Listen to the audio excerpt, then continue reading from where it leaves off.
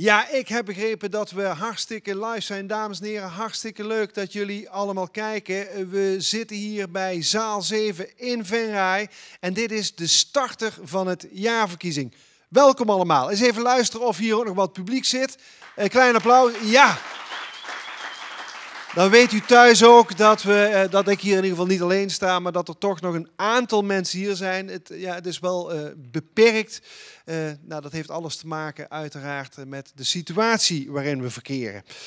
Goed, ik kan u vertellen, dames en heren, de kwartaalwinnaars hebben zich allemaal ontzettend goed voorbereid. En ze zijn er helemaal klaar voor om zich zo meteen aan jullie, aan ons te presenteren. De hoofdrolspelers van vanavond stel ik dan ook heel graag aan u voor. Ja, en die hoofdrolspelers, dat zijn de kwartaalwinnaars. En we hebben er vandaag 3 hier zitten. Want kwartaalwinnaar 1, Rick Abe van Sneaker Hype, die zal zich vanavond niet presenteren aan ons. Rick die heeft namelijk de keuze gemaakt om op dit moment zijn carrière op een andere manier voor te zetten. En daar hebben wij alle begrip voor en daar wensen we hem natuurlijk ook ontzettend veel succes bij. Wie wel hier zijn, dat zijn de winnaars van kwartaal 2, 3 en 4. Kwartaal 2, dan heb ik het over Bram Hansen van Dealkiezer. Geef hem alvast een groot applaus. Dag Bram. Ja, en wie hier ook zijn, helemaal uit Horst en omstreken, dat zijn Miranda Geurts, Niek Geurts en Dave Ewals van het Betere Teamuitje. Welkom, leuk dat jullie er zijn. En ook Geert Razing van Hendricks Razing Aardbeien, samen met je compaan Rob zit je hier. Geert, welkom. Ja goed, dus deze avond kan eigenlijk al niet kapot, want deze avond die draait om jullie. Jullie gaan zo meteen jezelf presenteren aan het publiek dat nu thuis kijkt. Ja, normaal gesproken zouden we hier met zo'n 150 mensen gezellig in een zaal zitten. Zouden we onze kandidaten toejuichen, applaudisseren voor hun presentaties. Dat gaat helaas niet. Maar voelt u zich geroepen om toch te applaudisseren van achter de laptop of voor de televisie? Gewoon doen. Kijkt u trouwens mee via Facebook, dan is het natuurlijk hartstikke leuk om misschien wel een kleine reactie achter te laten in de commentaren. Misschien een kleine aanmoediging voor een van de kandidaten of een leuke opmerking. Laat het gewoon achter en dan lezen we dat vanzelf. Goed, alvast een hele hoop verteld. Ja, zo'n starter van het kwartaalverkiezing, dames en heren, dat wordt mogelijk gemaakt door een heel aantal partijen. En die partijen die wil ik u graag toch even noemen, want we doen dat met een hele hoop mensen samen. Om te beginnen zijn dat de gemeente Horst aan de Maas en vanavond vertegenwoordigd door wethouder Rudy Tegels. Welkom. De gemeente Venray, vanavond vertegenwoordigd door onze eigen wethouder Jan Lonen. Welkom. Maar ook Rabobank Noord-Limburg doet hier aan mee. Business Vision Venray, ondernemersplatform O2 uit Horst en het Venrays ondernemersplatform. Want zij vinden het allemaal belangrijk om jonge startende ondernemers een podium te geven, zodat zij zich hier kunnen presenteren. En ze vinden het belangrijk om dat jonge talent te stimuleren om vooral ook lekker te ondernemen. Ben jij een jonge ondernemer die nu kijkt en die twijfelt? Meld je aan en misschien sta jij volgend jaar hier wel op dat podium. Wie zal het zeggen? Ja, ik zei net al, we zijn te gast in de gemeente Venray in zaal 7. En dat betekent dat ik de gastheer van vanavond, onze wethouder Jan Lonen, er heel even bij ga halen. Geef hem een groot applaus. Hier is Jan Lonen, dames en heren. Dag Jan. Dag Rob, ja, we moeten het klein beetje afstand houden, maar we moeten toch een klein beetje ook proberen in het licht te staan. Nou, dat is gelukt. Je bent nog niet naar de kapper geweest, zie ik, Jan. Nee, ik ben nog coronaproof, hè? Of net niet? Ja, maar dat gaat binnenkort wel gebeuren. Zaterdag ga ik naar een ondernemer, geen startende in de hei. En daar ga ik dan weten heel veel mensen welke kapper dat is. Hoe is het verder met je, Jan? Heel goed, heel goed. Ja, buiten de lange haren, prima. Ja, goed. Vanavond de starter van het jaarverkiezing. Een jaarlijks terugkerend event. Kun je nog een keer benadrukken waarom zo'n event als dit, waarom dat belangrijk is om dat te blijven organiseren? Natuurlijk, je zei het net zelf al bij de opening, hè? De ondernemers, de startende ondernemers. Je zei trouwens jonge startende ondernemers, maar het hoeven geen jonge mensen te zijn, maar het kunnen ook jonge bedrijven zijn die een podium geven en die stimuleren en aanmoedigen een nieuw bedrijf te beginnen. Want Nieuwe bedrijven betekent nieuw bloed, betekent ontwikkeling in de economie. En dat is goed, dat willen we graag stimuleren. Ja, en zeker in deze tijd ontwikkeling in de economie. Hoe is het met de economie in Venray en Horst en omstreken? Er zijn natuurlijk een aantal beroepsgroepen die het heel erg moeilijk hebben, maar ook een aantal groepen die het helemaal niet zo slecht gaat. Het is heel erg divers.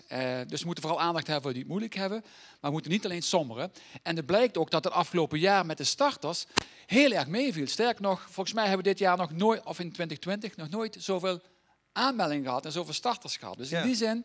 Ja, dat is wel heel bijzonder en ook heel mooi om te horen. Heb je daar aantallen van of waag je daar niet aan? Jawel. Laatste kwartaal was het heel druk. Ja. Dat was eigenlijk op het toppunt van de coronapandemie. Dus je zou zeggen, dan heb je de meeste nadelen ervan. Er ben bijna een jaar mee doende. Ja. En toen hadden we heel veel aanmeldingen. Je zou dus kunnen zeggen dat de corona veel mensen gebracht heeft om nog eens goed na te denken en misschien wel een bedrijf te beginnen. Ja, ze zeggen ook wel eens, never waste a good crisis. Misschien heeft die pandemie er juist voor gezorgd dat bij heel veel mensen die ondernemerszin is aangewakkerd en misschien dat daardoor wel extra veel aanmeldingen zijn. Maar voor mij mag die pandemie zo snel als het maar kan voorbij zijn. Ik denk dat er hier niemand zit die zegt, daar heeft hij ongelijk in.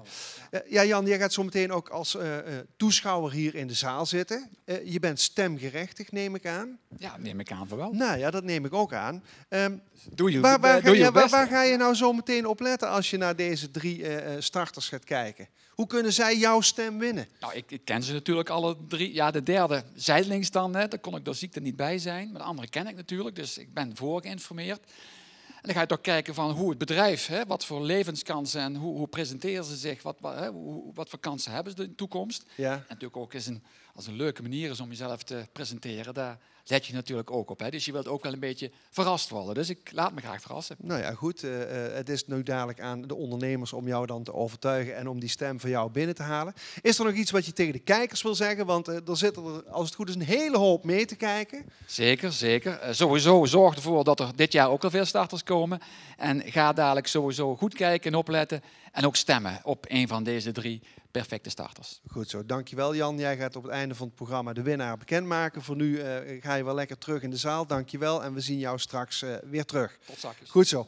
Ja, Jan zei al, u kunt straks stemmen, maar daar moet ik meteen wel even een kleine kanttekening bij plaatsen. Dat stemmen dat kan alleen voor de mensen die zich officieel hebben aangemeld via of Business Vision Venray of via een van de andere kanalen. Alle andere kijkers die gewoon meekijken, blijf dat vooral doen. Maar u kunt helaas niet een stem uitbrengen. Dat is dus alleen voor de mensen die officieel zijn aangemeld. Goed. Dan hebben we de inleidende beschietingen nu wel gehad. En nu richt ik me dan toch ook echt op de mensen die hier vooraan zitten. De 3 starters die zich gaan presenteren.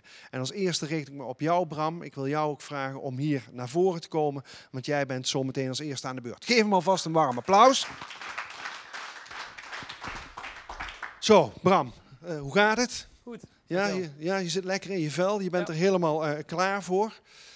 Ik ga nog wel even één ding zeggen voor de kijkers thuis. Iedere ondernemer, of de ondernemers die zich hier presenteren, die krijgen exact 5 minuten de tijd om dat te doen. Binnen die tijd moet het verhaal ook klaar zijn. Er loopt hier een klok mee, we hebben het gerepeteerd en dat gaat ook helemaal goed komen. Na die 5 minuten kom ik sowieso dat podium op. Goed, ja Bram, je weet wat de spelregels zijn. Je weet wat je te doen staat. Ik zeg nog één ding tegen jou en dat is toi, toi, toi. Ja, dankjewel Rob voor je introductie.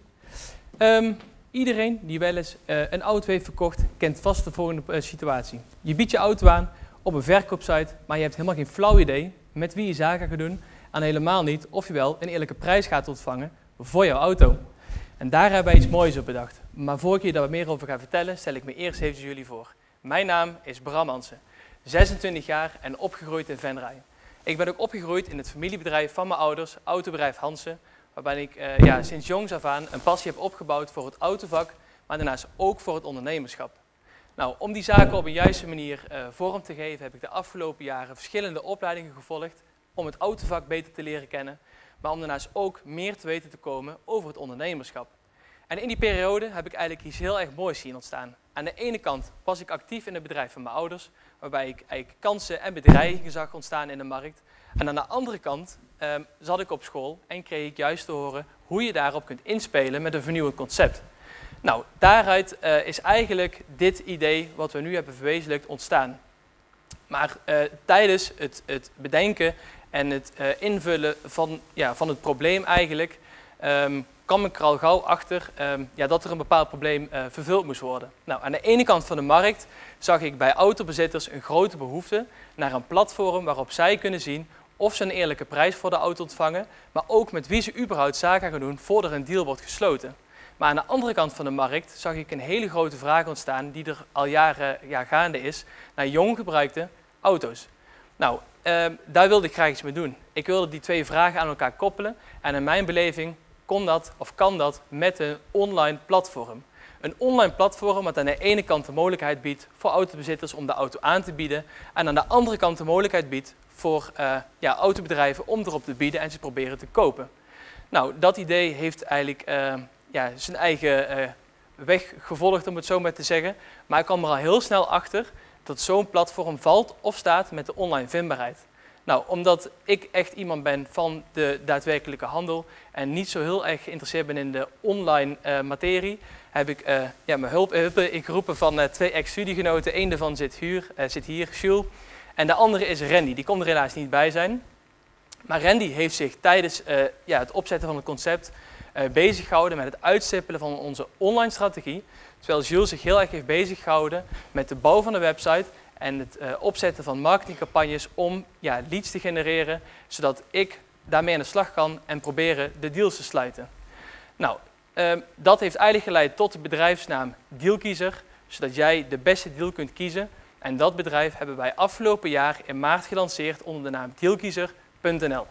Nou, op Dealkiezer.nl kun jij als autobezitter eenvoudig, snel en gratis je auto aanbieden, zodat wij van Dealkiezer de aanmelding met je kunnen doornemen en deze aanmelding verder aan te vullen met alle relevante informatie, zodat we een zo goed mogelijk beeld van de auto kunnen aanbieden bij ons landelijke netwerk aan RDW-erkende autobedrijven.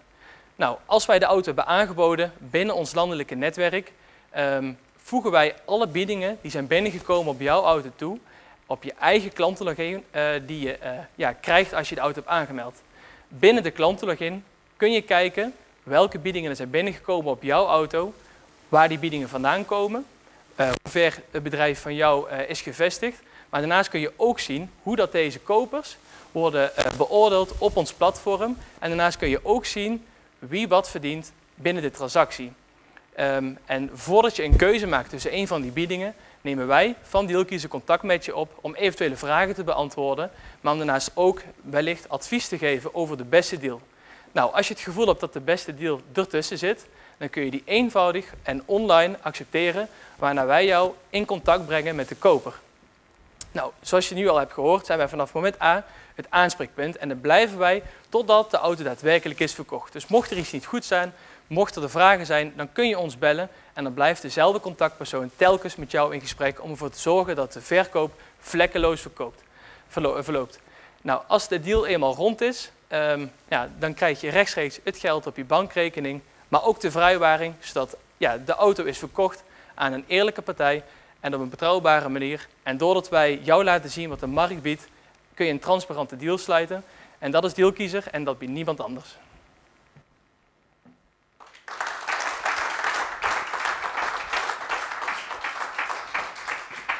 Zo, ja, dankjewel Bram. Ja, wij kunnen die timer mee zien lopen, maar je hebt het echt strak getimed. Er stonden nog geloof ik 10 seconden op de klok, dus hulde daarvoor. Ja. Hoe ging het? Ik heb alles verteld wat ik wilde zeggen. Je hebt alles verteld wat je wilde. Nou, dat is ook de opzet van deze avond. Stel, jij mag nu nog 1 zin zeggen tegen de kijkers die nu allemaal aan het meekijken zijn. Via YouTube, via Facebook of via Pelemaars TV. Mm-hmm. Wat is die ene zin die je ze nog wil meegeven? Nou, als je je auto wilt verkopen, dan kun je hem gratis aanmelden op Dealkiezer en laat je verrassen. Nou, dat denk ik dat vanaf nu heel veel mensen gaan doen. Die laten zich verrassen. Dankjewel, ja, Bram Hansen, dames en heren. Ja, dan vraag ik ondertussen of Niek Geurts, Miranda Geurts en Dave Ewalds van het betere team uit je hier naar voren willen komen. En ook jullie krijgen alvast een opwarmingsapplaus. Luister maar eens. Is toch mooi dat we met zo'n klein gezelschap er toch nog wat van kunnen maken. Heel mooi. Goed, Eens even kijken. Ja, we moeten een klein beetje afstand houden. Ik zie dat jullie volgens mij in de beginpositie staan. Ja. Miranda, even op de schaal van 1 tot 10. Ja. Hoeveel zin heb je in deze presentatie? Ja, superveel zin natuurlijk. Ja, dus 1 tot 10, dat wordt een... 9. Laten we 9. 9, dat het een beetje zenuwen. 9. Ja, goed zo. En bij Dave en bij Nieke hetzelfde? Ja, dat zijn wel prima. Ja, goed zo. Jullie zijn er volgens mij helemaal klaar voor, dames en heren. Nogmaals, Miranda Geurts, Nieke Geurts, Dave Ewalds. Ze zijn van het betere teamuitje. En ik zeg ook tegen jullie, toi, toi, toi. Ja, dankjewel Rob. Jarenlang heb ik rondgelopen met een idee. Een idee om teamuitjes van betekenis te organiseren. En de aanleiding die ligt in het feit dat ik al jarenlang actief ben in het sociale domein en de dingen die ik daar zie en hoor. Want hoe mooi zou het zijn als je leuk en gezellig kunt combineren met nuttig en zinvol. Ik geloof dat deze elementen heel goed samengaan. Dus voor mij was toen het betere teamuitje ook geboren. Maar ja, alleen is ook maar alleen. Dus ik heb er partners bij gezocht die mij kunnen aanvullen. En die heb ik gevonden. In de persoon van Dave en Niek. Dave vanuit zijn gezondheidsachtergrond en Niek vanuit zijn marketing- en communicatieachtergrond. Samen hebben wij het concept verder uitgewerkt en we zijn er echt trots op. Wij gaan samen voor teamuitjes die ertoe doen. Wij willen samen het verschil maken met onze teamuitjes.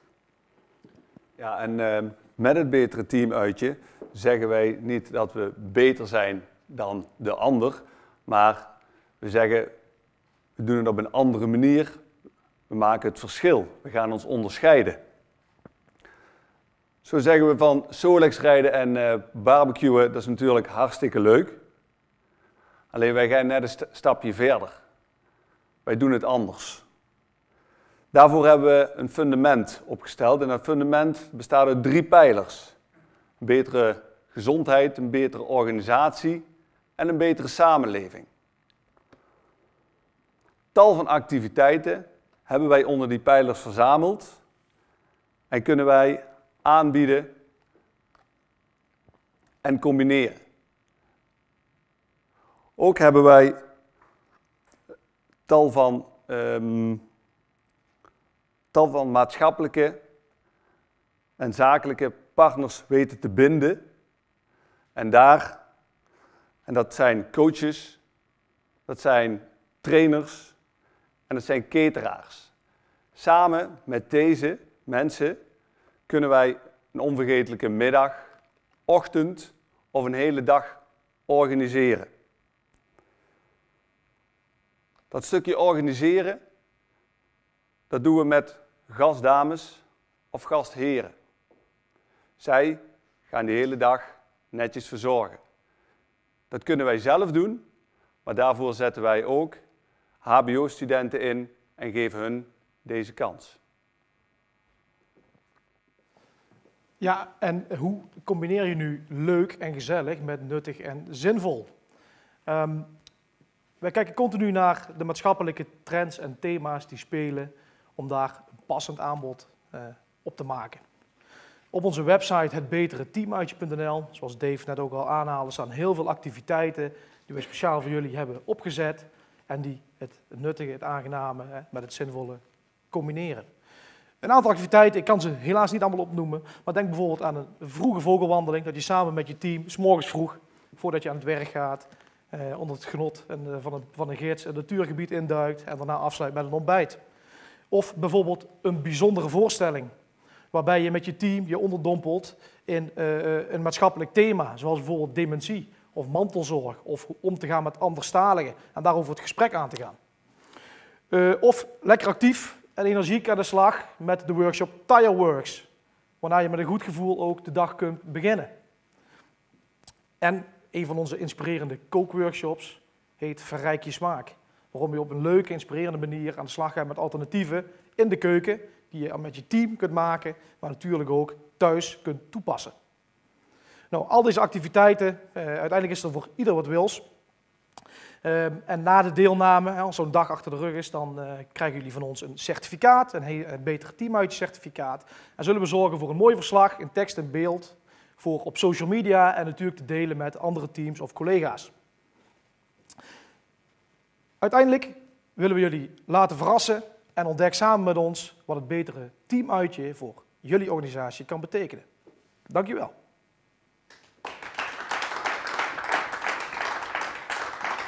Ja, doe dat laatste nog eens. Dank je wel. Kijk eens, ja, dat is mooi, hè? Het betere teamuitje. Met die 3 pijlers waar jij het net over had, Dave.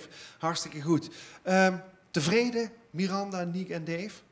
Ja, zeker. We staan heel relaxed bij. Ruim ook binnen de tijd gebleven. Goed, super gedaan.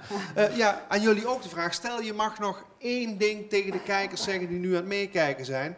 Niek, wat wil je ze dan meegeven? Rob, je zei het net al, het is een bijzondere tijd waar we nu met z'n allen in zitten. En we hopen natuurlijk dat we snel weer met z'n allen leuke dingen kunnen doen, elkaar kunnen zien. En daar hopen wij natuurlijk ook op. En voordat die tijd aanbreekt, zou ik willen vragen, kijk eens op onze website. Om ervoor te zorgen dat je daar klaar bent om weer iets leuks te doen met je hele team. Oké, was net iets meer dan 1 zin, maar we tellen het goed. Er staan allemaal comma's tussen. Dus, helemaal goed. Mag ik nog 1 groot applaus voor het betere teamuitje. Dank jullie wel. Ja, en dan ondertussen vraag ik aan alweer de laatste kwartaalwinnaar Geert Razing om hier naar voren te komen, bij mij op het podium te staan.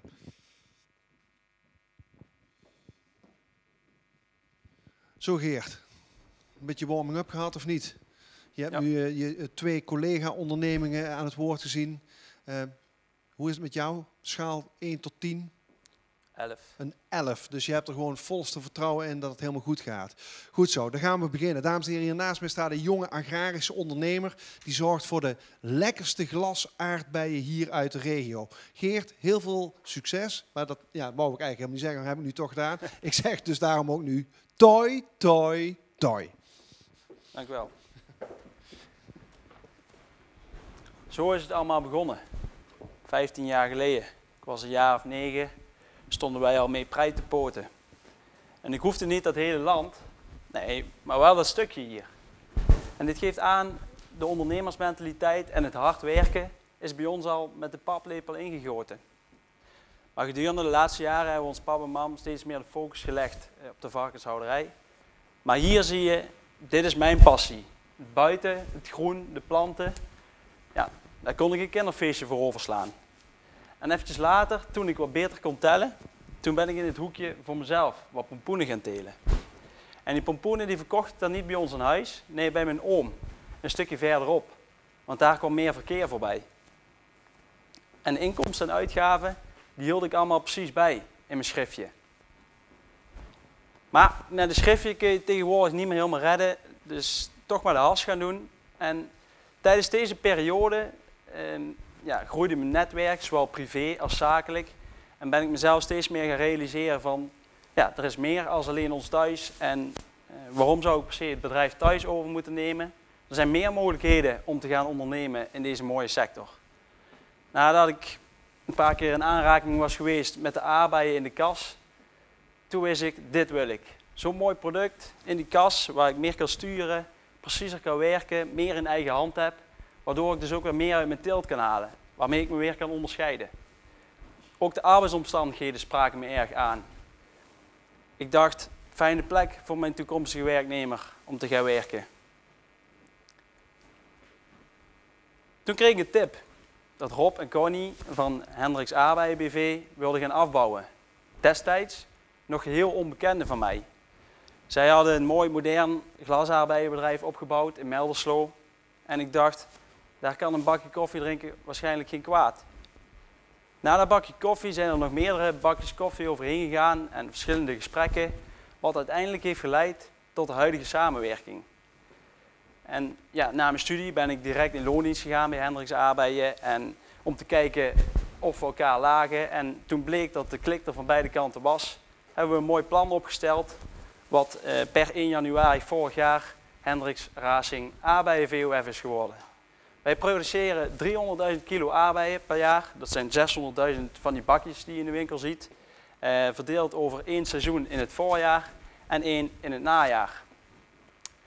Deze oogsten we samen met onze 25 medewerkers in het hoogseizoen. Ik leer door ervaringen die ik opdoe en benut mijn kennis om resultaten te verbeteren, maatschappelijk verantwoord te ondernemen en een goede werkgever te zijn. En het telen van aardbeien blijft je uitdagen. Geen dag is hetzelfde en dat houdt het interessant. Dan heb ik nog steeds elke morgen als ik die kas inloop, dan krijg ik weer die glimlach op mijn gezicht. in de toekomst, de komende jaren, wil ik voornamelijk gebruiken om nog wat meer ervaring op te gaan doen in die aardbeienteelt samen met Rob en Connie en wat vermogen op te bouwen. Dan hoop ik over een paar jaar het gehele bedrijf over te kunnen nemen. We blijven kijken naar kansen en bedreigingen. Ook bedreigingen en deze omzetten naar kansen. Neem bijvoorbeeld corona. Ze stond precies een jaar geleden voor de deur. Vaste groepen ervaren medewerkers uit het buitenland die mee zouden komen helpen met de oogst, bleven toch in thuisland. Maar we kwamen erachter, er zijn meer mensen die ons willen helpen met de oogst. We hebben scholieren aangeschreven die thuis zaten, mensen uit de horeca die thuis zaten. En natuurlijk heeft het extra inspanningen gekost, maar dit had ook wel weer iets. En ja, we hebben superveel vraag gehad naar die heerlijke vitamine C-bommetjes van ons. We hebben zelfs een drive-in beleverd, waar onze aardbeien in chocola werden gedompeld. En daarom wil ik ook actief blijven in studieclubs om op de hoogte te blijven van ontwikkelingen en innovaties op het gebied van duurzaamheid, automatisering. En zo proberen het elke dag beter te doen. Voor mens, economie, milieu en de aardbei. En in de toekomst de wereld blijven voorzien van die aardbeien. En dan hoop ik dat ik mijn kinderen net zo'n mooie jeugd kan bieden als ik heb gehad. Of wacht, zelfs beter. Voor hen meer aardbeien.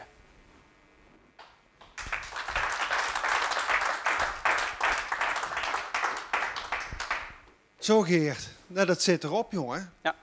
Nooit geen spijt gehad dat je een kinderfeestje hebt overgeslagen? Nee. Ja, ik vond dat toch wel heel bijzonder. Dat je dat ervoor over hebt gehad om uiteindelijk die ambitie na te jagen en dan te komen tot waar je nu bent. Maar nou ja, de plannen, het spat er vanaf. Ja. Aan jou ook nog één vraag. Wat zou jij tegen die kijkers die nu allemaal mee zitten te kijken nog willen zeggen? En dan krijg je één zin. De met komma's of zonder komma's? Ja, goed, Niek had net ook wat komma's erin, dus jij mag er ook best nog een kommaatje in stoppen. Ga je gang. Ik zal het kort houden. Eet meer aardbeien. Eet meer, daar zitten vrij weinig komma's in. Dankjewel, Geert. Dankjewel. Goed zo. Ja, dames en heren, dit waren de 3 starters van het kwartaal. Kwartaal 2, 3 en 4. En nu is het aan u om een keuze te maken wie straks er hier vandoor gaat met die felbegeerde titel starter van het jaar.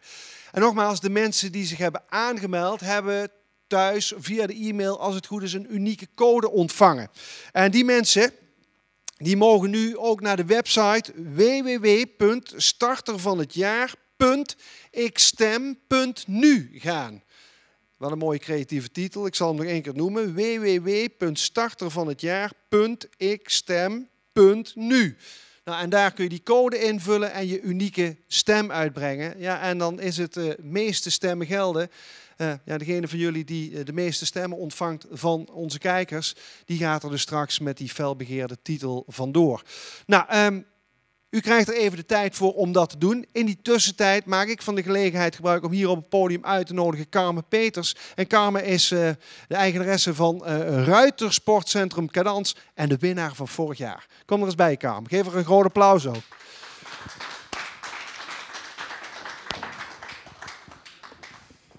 Ja, Carmen, een jaar later. Ja, ja. Zeker. Hoe was het voor jou om vandaag rustig vanuit een stoel te kijken en geen presentatie te doen hier op een podium? Oh, ontzettend relaxed. Stukken minder hartslagen per minuut dan vorig jaar om deze tijd. Dat kan ik je wel melden. Ja, dus je hebt ontspannen, lekker alles op je laten inwerken. Ja. Ik zal niet vragen of je voorkeur hebt. Nee, laten we dat maar eventjes niet doen. Ja, precies. Ja, een jaar geleden stond jij op het podium in Horst destijds. Dat was een van de laatste dagen dat we nog met een grote groep mensen bij elkaar konden komen. Nou, we weten allemaal wat er sindsdien gebeurd is. Hoe kijk jij terug op die verkiezing van vorig jaar? Oh, die verkiezing van vorig jaar. Ik zei al, mijn hartslag zat werkelijk overal, behalve op de plek waar die moest zitten, volgens mij. Er zat een soort zwart gat van zenuwen. Maar ik vond het wel toen ontzettend leuk. Het was hele goede spanning. Ik keek ernaar uit. Ik kon mensen gaan vertellen wie ik was en wat die jonge eigenwijze ondernemer die net een enorm risico had genomen, nou eigenlijk kwam doen daarachter in Venray in een bos in een heel oud pand. Ja. En ja, weet je, ik ben daar toen in mijn bedrijf natuurlijk begonnen met een idee. En dat idee, dat was iets tikkie anders dan van andere ondernemers in mijn vak. Dus het was maar de vraag, joh, sloegen we aan? En het feit dat ik hier al mocht zitten, dus al starter van het kwartaal was geworden, was al superleuk. En ik was eigenlijk hier maar met één doel. Hè. Ik wilde gewoon dat aan meer mensen laten zien. En ik had al gewonnen voor mezelf door hier te gaan staan. Ja. Ja, en vervolgens had ik ze nog ingepakt ook. Dus mijn dag kon niet meer stuk. Ja, dat, nou ja, goed, je praat op hetzelfde niveau verder als dat je vorig jaar deed. Gewoon vol passie, vol energie en een lekker tempo. Ja. Ja, het is mooi om te horen dat dat er nog steeds zit. Tuurlijk. Maar, ja, ik mag dus wel concluderen dat je er met heel veel plezier op terugkijkt. 100%, ja. Nou ja, goed, je werd toen uiteindelijk uitgeroepen tot winnares. Wat heeft zo'n verkiezing jou uiteindelijk gebracht? Ja, kijk, het was een aparte situatie. Ik werd starter van het jaar op 5 maart vorig jaar. Ik werd in die week, ik denk 4 keer gebeld voor bedrijfsbezoeken, voor een stukje in de krant, voor leuke dingen. En toen was er op 15 maart een nieuw woord in de contraien en dat nam het hele nieuws over. Ja. We kenden allemaal het woord corona.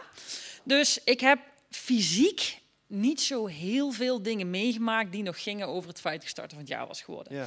Maar het heeft me wel een ontiegelijke boost zelfvertrouwen gegeven. Gewoon het idee dat wat ik bedacht en dacht dat het goed was en dacht dat het iets kon worden, dat ik dat kennelijk ook kon overbrengen. En dat er meer mensen heil in zagen. Dus het was voor mij gewoon een ontzettend fijne schouderklop. Gewoon, meid, je hebt het niet voor niks gedaan. Je bent niet zo anders en eigenwijs dan de rest. Dat is goed, dat mag ook. En ja, die eigenheid, die breng je ook over en mensen geloven wat je verkoopt. En dat heeft mij wel heel erg geholpen om met zekere stappen verder te gaan. Ja, je komt dan inderdaad ook in een ontzettend vreemde periode terecht. Ja, dit had jij niet bedacht toen jij die overname deed.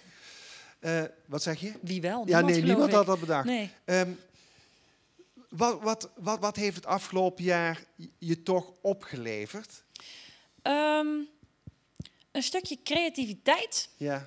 Meer binding ook met mijn klanten. Want die waren heel blij dat wij, omdat we de paarden nou eenmaal beweging moesten blijven geven, toch nog in elk geval naar mij toe konden. Als ze niet naar hun werk of naar school of waar dan ook heen konden. Zij natuurlijk onder strikte voorwaarden. En met maar heel weinig tegelijk hebben wij altijd iets aan de klant kunnen blijven bieden. Ja. Wat voor mij dan ook weer prettig was, want dan kon ik de beesten tenminste blijven voeren. Dus ja, we hebben wel die passie toch nog kunnen uitdragen. En je ziet ook dat bij mensen even dat uurtje gewoon lekker met zo'n paard bezig zijn. Wat ik ook hier vorig jaar stond te verkondigen. Ik maak mensen blij met een paard. Nou, dat heb ik kunnen blijven doen. En ze zijn het wellicht nog wel meer gaan waarderen. Ja. Dus dat is echt wel heel bijzonder. Dus jij maakt mensen blij met een paard? Ja. Zijn de paarden ook blij met de mensen? Over het algemeen wel? Ja, nee. Nee, zeker weten. We hebben natuurlijk ons bedrijf goed ontwikkeld. Daar horen de paarden ook bij. Ook die leren bij. Ook die gaan we nog personaliseerder voeren. De tuigage wordt beter op ze aangepast. Doordat ze nu beter gereden worden, omdat ze anders les krijgen. En ik durf te zeggen dat ik toch aardig ben gaan lesgeven. Zijn die paarden zich ook beter getraind, beter ontwikkeld. Dus ze worden ook een stuk happier. Ja. En, want even voor de mensen die nu meekijken en die denken, ja leuk, we horen nou die Carmen en die praat enthousiast. Kun je nog even kort vertellen tegen de mensen die jou voor het eerst zien, wat je eigenlijk precies doet? Had ik misschien als eerste vraag moeten stellen net. Nou ja, goed. Je gaat er gewoon vanuit dat iedereen mij al kent. Daar ga ik het liefst ook vanuit. Ja, nee. Ik heb een manegebedrijf in Venray. Dat heb ik overgenomen van de vorige eigenaren. RSC Cadans nu. Voormalig had een andere naam.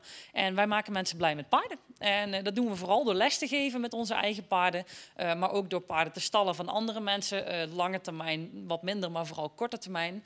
Dus mensen die tijdelijk een weiland of een stal nodig hebben, die zetten wij neer. Ja. We doen heel veel wedstrijden. Ik heb eigenlijk geen medewerkers anders dan stagiaires en mensen vanuit de gemeente met een rugzakje. Dus we zijn ook maatschappelijk stimulerend. We faciliteren gewoon zoveel mogelijk geluk op ons bedrijf. En we gebruiken daar meestal een paard bij. Ja, we faciliteren zoveel mogelijk geluk. Ja, volgens mij is dat uiteindelijk wat iedere ondernemer wil. Een stukje geluk faciliteren met datgene waar je mee bezig bent. Even met terugwerkende kracht. Stel, je zou nu starten. Ja. Ze zouden jou weer vragen om mee te doen aan deze verkiezing. Zou je weer meedoen? 100%. Want even misschien voor... Ja, we hebben ze straks al een beetje toegesproken. Er zitten misschien nu potentiële starters te kijken. Dat hoeven niet per se jonge mensen te zijn. Dat mogen ook best wat oudere mensen zijn. Maar mensen die willen starten met een onderneming. Als dat zo kriebelt, waarom moeten mensen dat gewoon gaan doen volgens jou? Meedoen met die verkiezing? Ja, of gewoon de stap nemen om te gaan ondernemen? De stap nemen om te gaan ondernemen. Risico's zijn er om genomen te worden. En risico's, als je ze niet pakt, gaan ze aan je voorbij. Spijt is voor altijd, mensen. Terwijl een risico, je kunt een keer falen, nou, dat is dan zo. Maar als je het neemt en het werkt, heb je in elk geval geen spijt dat je het niet gedaan hebt. En dat is dat kriebelende gevoel wat onder in je schoenen blijft zitten, dat blijft zitten als je er niks mee doet. Dus neem die stap en ook al zegt iedereen dat je gek bent, doe het gewoon. Kijk, als je luchtkastelen bouwt, ja, die vallen vanzelf naar beneden. Maar je moet op zijn minst beginnen met een goede fundering. En als je echt een fijn idee hebt, je kunt echt een heel eind komen. Ook met hele kleine dingen of met hele grote dingen, zoals ik het heb gedaan. Ja. Maar je kunt er iets mee. Nou ja, doe goed. Iets met dat buikgevoel. Ja, er zijn voorbeelden genoeg dat het gewoon lukt. We zien dat aan jou, we zien dat ook weer aan de deelnemers die hier vanavond op dat podium hebben gestaan. Tot slot, is er nog iets wat niet gezegd is, wat je nog wel per se kwijt wil? Oh god, wat wil ik nou per se kwijt? Ik hoop dat we binnenkort allemaal weer een stukje extra geluk mogen faciliteren, mensen. Laten we ervoor gaan dat jullie weer mensen geïnspireerd hebben. En dat we nu gelukkig allemaal gevaccineerd mogen worden en de zomer weer ingaan. Dat we weer steeds meer mogen gaan doen met onze bedrijven. En dat onze startende bedrijven ook met een kickstart verder kunnen. Nou, goed zo. Kom maar eens genoeg. Ja, kom maar eens genoeg. Okay. Ik dank jou heel hartelijk. En jij krijgt van bedankt. iedereen die hier aanwezig is een heel warm applaus. Luister maar eens. Dankjewel. Dankjewel, Carmen. Ja goed, ik kijk even ondertussen naar achter. Zijn de stemmen geteld, beste mensen van de organisatie? Er is wel een klein beetje onrust. Dat is mooi. Dat betekent dat we hier een klein beetje moeten improviseren. Nou, weet je wat? Ik haal ondertussen alvast onze wethouder er weer bij. Wethouder Jan Lonen. Maar hij neemt nu ook mee wethouder Rudy Tegels vanuit gemeente Horst. De dames van de organisatie die komen zo meteen met de envelop en de cheque. Maar dat geeft mij toch even mooi de gelegenheid om Jan en Rudy ook. Maar ja, Rudy heeft geen microfoon. Ja, maar Jan, je hebt nou gekeken hè, naar de presentaties van die startende ondernemers. Wil je nog iets persoonlijks tegen ze zeggen? Dat is toch mooi als een wethouder dat even jawel, doet, de 3 kandidaten zijn, of de 3 kandidaten die hier zitten dan, hè, dat zijn echt hele diverse kandidaten. Dus dat is heel mooi om te zien. Hè? Een breed pakket aan nieuwe, jonge en nieuwe ondernemingen die er zijn in het Venrayse en in Horst aan de Maas. Dus dat is heel mooi te zien. Ja, en allemaal, als je ze stuk voor stuk hoort, ja, daar zit passie in, daar zit vuur in, daar zit overtuiging in. Dat proef je net ook wel aan Carmen nog dan. Hè? Dus dat doet mij goed om te zien dat deze potentie er zit. Dus dat is fantastisch, Rob. Ja, stel dat jij, je rijdt in een, niet meer de nieuwste auto. Stel dat die, toch? Stel dat je die een keer wil verkopen. Is de kans dan aanwezig dat je eens contact opneemt met Bram? Ja, dat hoef ik niet. Ik moet naar dealkiezer.nl dan. Ja, maar dat zou zomaar kunnen. Ja, dat zou zomaar kunnen. En wat zou nou een heel goed teamuitje zijn voor het college van BMW van de gemeente Venray, als we dat bij het betere teamuitje gaan afnemen? Vroeg uit de veren en dan flink rennen en dan een ontbijtje daarna. Dan. Ja, dat wandelen en rennen, dat is wel aan jou besteed. De laatste jaren ook niet, hè? Dat is dan wat minder geworden. Ja. Is het zo? Ja, de vierdaagse gaat niet door, al dat soort georganiseerde activiteiten hebben we niet meer. Zelf kun je natuurlijk wel doen. Want met de vorige burgemeester wandelde je heel wat af. Wandelde wel af, ja. Maar nu nog steeds? Ja, zeker. Zeker. Maar het is helaas niet met al die activiteiten, die georganiseerde activiteiten, die kunnen niet dan. Nee. Hè? Dus dat is jammer. Nee, maar gewoon ongeorganiseerd wandelen, lekker blijven doen. Natuurlijk. En we zitten bijna in het voorjaar. Hoeveel bakjes glasaardbeien ga je afnemen bij onze Geert? Ja, eet meer. Of houd je niet van aardbeien? Jawel, heel lekker. Eet meer aardbeien. Die kreet die onthouden natuurlijk dan. Hè? Dat is heel simpel. Zonder komma's en heel duidelijk. Nou goed, hij komt wat bakjes afnemen. Hè? Dat is nu beloofd. Goed, ik zie dat inmiddels ook de dames van de organisatie klaar zijn. Monique en Annie, kom er even bij. Want dan mogen jullie heel even de gouden envelop aan de wethouder geven. Dat is mooi, want die weet dan ook nog niet wie de winnaar is. Rudy, wel fijn dat je erbij hebt. Geen microfoon, wij kunnen je hier horen, maar de mensen thuis niet. Jij zorgt dat dadelijk de bloemen worden overhandigd. Jan, we gaan het niet langer rekken, we gaan het niet spannender maken dan nodig is. Maar ik wil jou wel heel graag vragen om nu de winnaar, de starter van het jaar 2020... bekend te maken. Aan jou het woord. Ja, Rob, dankjewel. Heel graag natuurlijk. En dat doe ik mede namens alle mensen van het organisatiecomité en alle partijen die bijdragen aan de verkiezing van de starter. Hè. Dus alle ondernemersverenigingen die erachter zitten, ook de Rabobank die het gedaan heeft, wat je straks gezegd hebt erop. Die wil ik heel erg bedanken voor dit mogelijk te maken. Ja, we zijn hartstikke blij, hè, Rudy, dat mag ik zo zeggen, dat we een aantal starters hebben. En die 3, zoals jullie hier nu zitten, ja, jullie zijn de kwartaalstarters.